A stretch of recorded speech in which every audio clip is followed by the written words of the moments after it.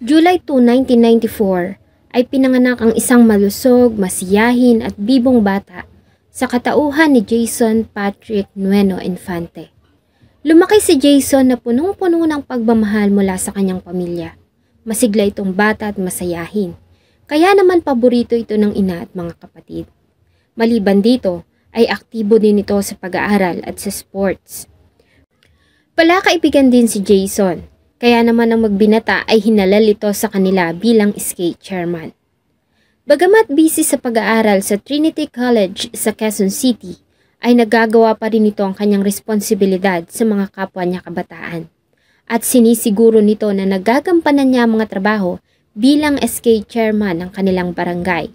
Subalit sino ba namang mag-aakala na ang pagiging responsable nito ang magdadala sa kanya sa kapahamakan. August 11, 2012, araw ng Sabado, gaya ng nakagawian ni Jason, suot ang jersey na damit ay umalis ito sa kanilang bahay ng pasado alas 6 ng hapon para magtungo sa barangay. Ayon sa kanyang ina ay nakasalubong pa nito ang anak bago ito umalis. Lingid sa kanyang kaalaman na ito na ang huling pagkakataon na makikita niyang buhay si Jason. August 12, 2012, ay natanggap na lamang nila ang masakit na balita na nasa Makati Medical Hospital ito at wala ng buhay. Ano ang nangyari kay Jason Infante at sino ang mga walang puso na pumutol sa mga pangarap ng binata?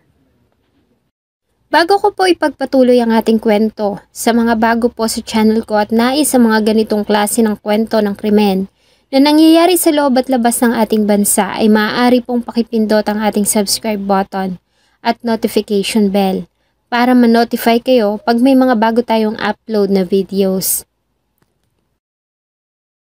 Sa pinagsamang salaysay ng mga kaibigan, SK Kagawad at volunteers ng City Rescue members ay nagawa nilang malaman ang nangyari noong August 12, 2012. Ayon sa kanila, ang grupo ay nag-aayos ng mga relief goods na ibabahagi para sa mga binahan nilang kabarangay at ginabi na sila ng matapos. Dahil sa pagod ay napagkasunduan ng grupo na magmerienda muna sa malapit na tindahan bago sila umuwi. Past midnight na habang nagmemeryenda sa harapan ng isang tindahan sa barangay Valenzuela, Makati City nang dumating ang magnobyo na sila Eduardo Suravilla at Catherina Escobar. Sa hindi nila alam na kadahilanan ay tinitigan sila nito ng masakit at nanlilisik ang mga mata. Dahil nga sa wala namang ginagawang masama at hindi nila alam ang dahilan, ay itinanong ito ng isa sa kanila kung ano ba ang problema at bakit masakit ito makatingin. Dito na nagsimula ang tila namumuong tensyon sa pagitan ng lalaki at ng isa sa mga kasama nila. Nang lapitan sila ng galit na suspect ayon kay Michael Mate, ay sinubukan nila itong kausapin. Subalit ang galit na lalaki ay bigla na lamang pumasok sa loob ng bahay at nang lumabas ay may dala na itong kutsilyo. At walang sabi-sabi na inundayan nito ng saksak si Dan Christopher Del Pilar na bumagsak sa semento. Inundayan niya ito ulit ngunit nasangga nito iyon. Dahil dito ay nagkagulo ang grupo. Sa panik ay nagsimula silang tumakbo sa magkakaibang direksyon. Subalit hinabol sila ng suspect. Naabutan nito si Michael Mate dahil sa nadapa ito. Inundayan niya ito ng saksak hanggang sa mawalan ito ng malay. Sumunod ay tinangka nitong habulin si Jesse James Bacud at nang maabutan ay inundayan nito ng saksak. Buti na lamang at nakaiwas ang binata at nagtamo lamang ng maliit na sugat. Dito na lumapit si Jason Infante para awatin ng lalaki. Subalit sa kanyang paglapit ay dito ibinunto ni Eduardo Suravilla ang kanyang galit. Agad niya itong sinaksak ng paulit-ulit sa dibdib. Sa kabila ng mga tamong sugat ay nagawa pang manlaban ni Jason at tumawag ng tanod para humingi ng tulong. Si Jason ay nagawa pang isugod sa Makati Medical Hospital kung saan ay nakaranas pa ito ng 6 na beses na cardiac arrest bago ito tuluyang malagutan ng hininga. Ayon sa medical examination sa katawan ni Jason, ay nagtamo ito ng malalalim na sugat sa kanyang dibdib, na sugatan na malubha ang kanyang mga organs na siyang naging dahilan ng kanyang kamatayan. Samantala, ang isa sa mga biktima na si Michael Mate ay malubha ang mga tama at tumagal ito sa ospital ng halos 1 buwan. Nang makalabas ay sumailalim pa ito sa mga gamutan at therapy. Sa pinagsamang salaysay ng mga saksi at biktima ay nagawang maaresto ng Police Crime Investigation and Detection Group o CIDG Makati ang mga suspect, ang 21 years old na si Eduardo Boal Siravilla alias John Paul Buwan na residente ng Cogeo, Antipolo City at girlfriend nito na si Catherine Escobar, 24 years old na residente naman ng Paco, Manila at nagtatrabaho sa Resort World. Ayon sa investigasyon, ang magkasintahan ay nasa Makati para lamang umattend ng isang birthday party. Ang kutsilyo na ginamit na murder weapon ay napasa kamay din ng mga investigador.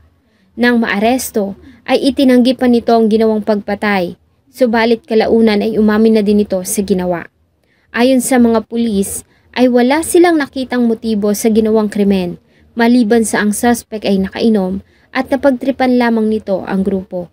Maliban dito, napag-alaman din nila na ito ay may mga pending na kaso ng pagpatay sa Manila at miyembro din ito ng Sige-Sige Sputnik Gang.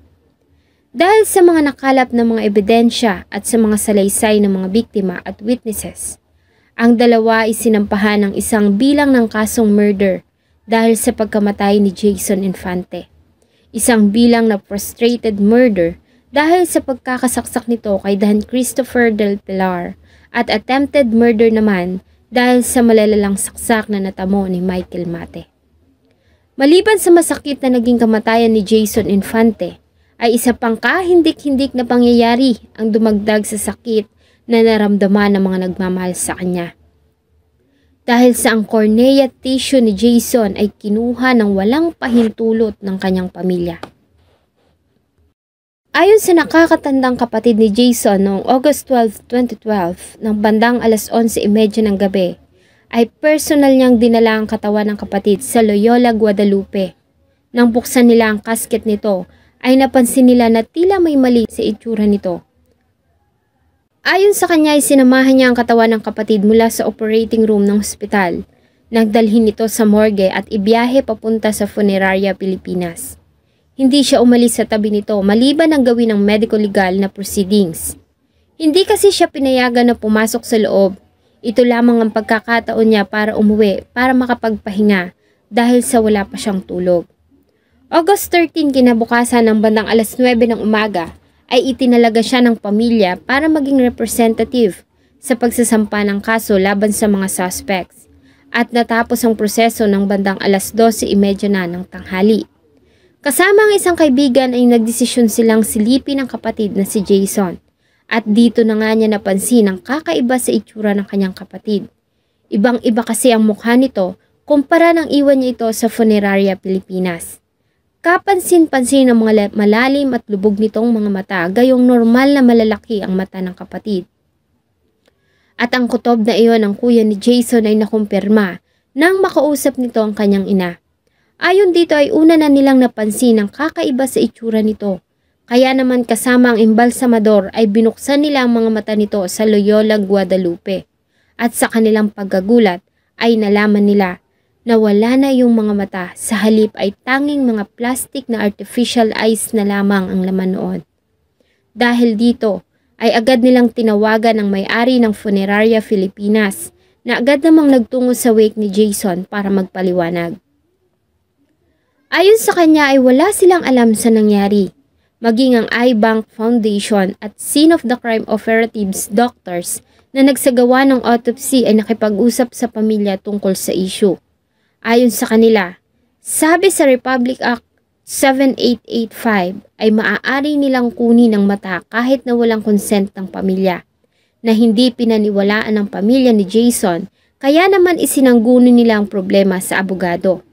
Ayon sa batas kasi, before sila mag-remove ng cornea, they have to see to it na walang kamag-anak, walang nagkiklaim sa body.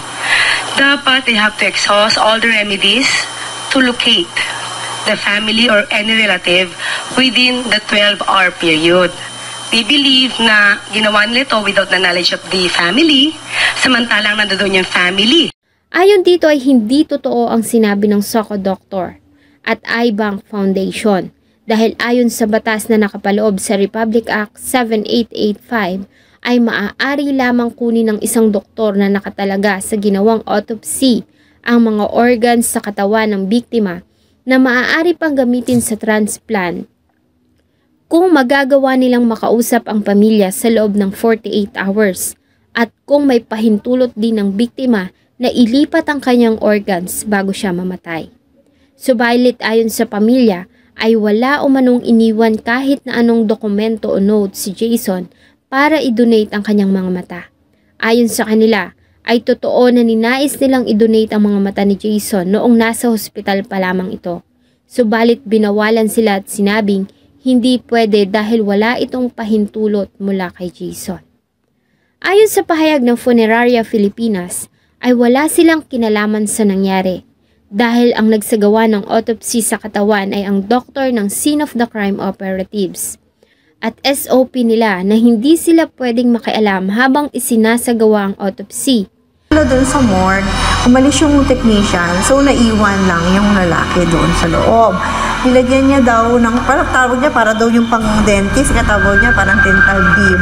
Yung mata na merong 2 butas. Then, meron daw na inalis, meron nilabas na parang maliit na forceps and lifted something from the eye. Nakita niya daw parang manipis lang daw yung tinanggal, then nilagay sa 2 tube makabila, tapos nilagay sa isang box na parang may yellow. Tapos tinanong nung embalmer natin, sabi niya, ano yan, idodonate nyo? Sabi naman daw ng lalaki, oo, pang donate. Nang mapansin na tinanggal ang cornea tissue ng biktima, ay sinabi sa kanila ng representative ng iBank Foundation na may memorandum of agreement umano sila sa pagitan ng SOCO. At dahil nga sa matagal na rin naman nilang nakakatrabaho ang SOCO, ay hindi na sila nakialam.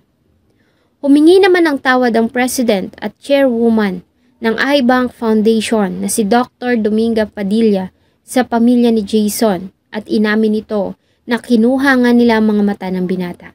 Subalit pinangako nito na i-retrieve ang mga iyon at ibabalik sa pamilya. Pangarap ni Jason ang maglingkod sa bayan. Siguro kung hindi nito sinapit ang masakit na katapusan, ay isa na itong magaling at responsableng leader ng kanilang lugar. Hanggang ngayon ay bakas pa rin sa pamilya ni Jason, lalo na sa kanyang ina, ang pangungulila sa kanya.